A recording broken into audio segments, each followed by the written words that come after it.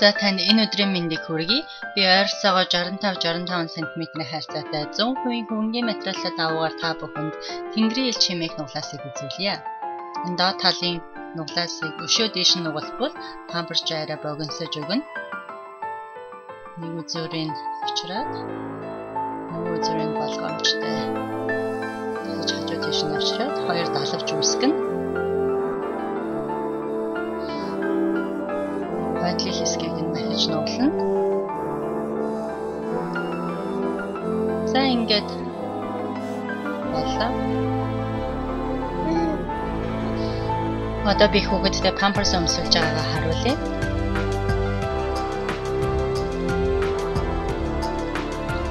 Бэлдэж нугалсан даавууга хүүхдийн доор тавиад тэгээд дээгүүр нь нойдноос хамгаалдаг бүр хөвчөө зүүн.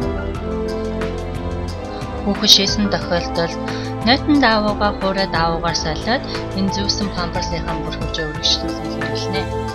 Баасан тохиолдолд шин цэвэрхэн бүр хөвч хуурай даавуу хамт өмсүүлнэ. Даавуу памперс өмссөн хүүхэд нэг удаагийн хэрэглэдэг памперстай харьцуулбал нэг размераар томхон хувцас өмсөх хэрэгтэй болно. Тийм болохоор биеийн чанга барихгүй эвтэйхэн хувцас өмсөхтэй сонгоорой.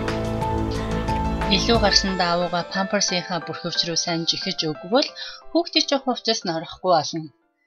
Өөр асуулт байвал асуугаарай. Түр баяртай.